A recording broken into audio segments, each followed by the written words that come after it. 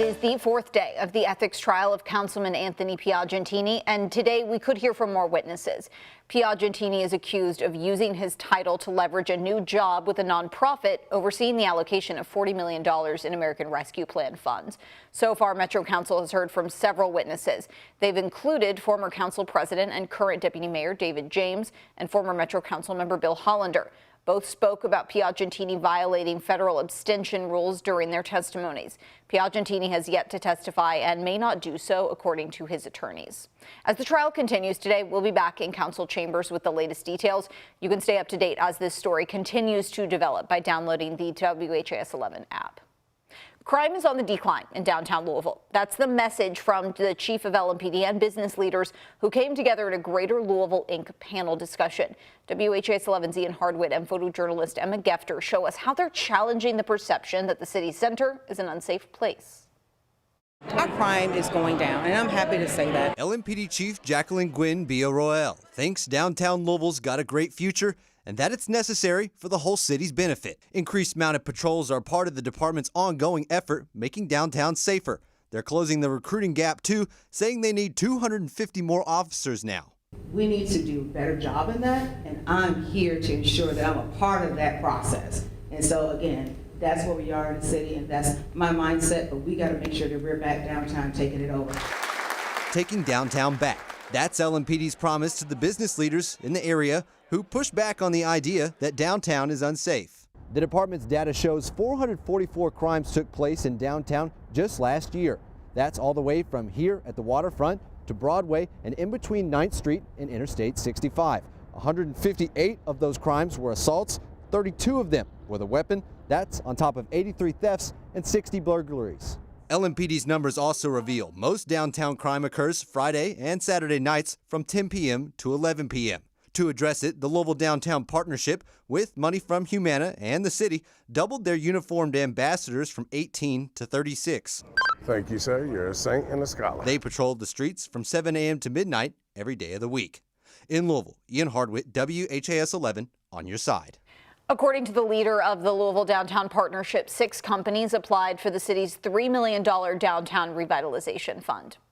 And some other headlines this top of your hour. An attorney for former UK basketball star Rajon Rondo wants a gun charge against him dismissed. The attorney says the charge violates Rondo's Second Amendment rights. He was arrested in January on firearm and drug charges in southern Indiana.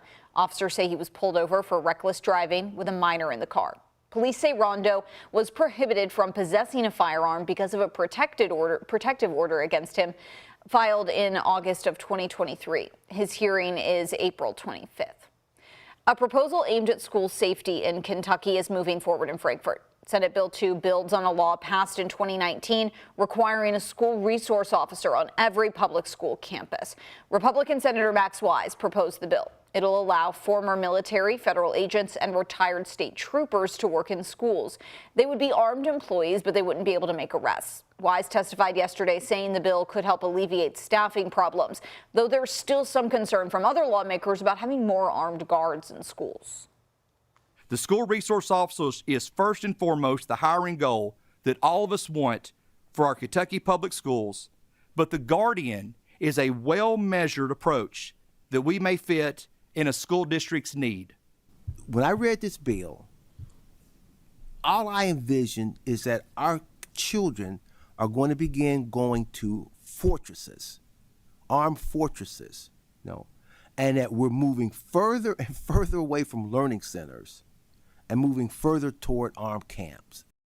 The bill also includes provisions for mental health support and increased suicide prevention training. It passed out of a committee in a 10-to-1 vote and now goes to the full Senate. After years in Metro government, Barbara Sexton Smith, one of the most colorful figures in Metro government, is stepping down.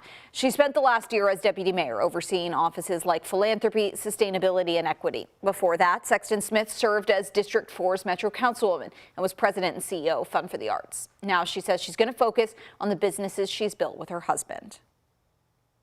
And I am ready to step into what I love the most, and that is my life and my work with Lacey. That's right, Lacey and I have built a great life together. We celebrated 30 years just last year, and I tell people all the time, we're on our 30-year honeymoon, and it's very exciting. Sexton Smith will stay in office until April the 15th. Before we go here, we have a heads up for drivers. The Sherman Minton going to have some lane restrictions starting tonight, so crews can pour concrete on the top deck. The I-64 westbound lane will be impacted from 6 p.m. until 1 p.m. Saturday. Access to the New Albany side or exit ramp will also be blocked during those times.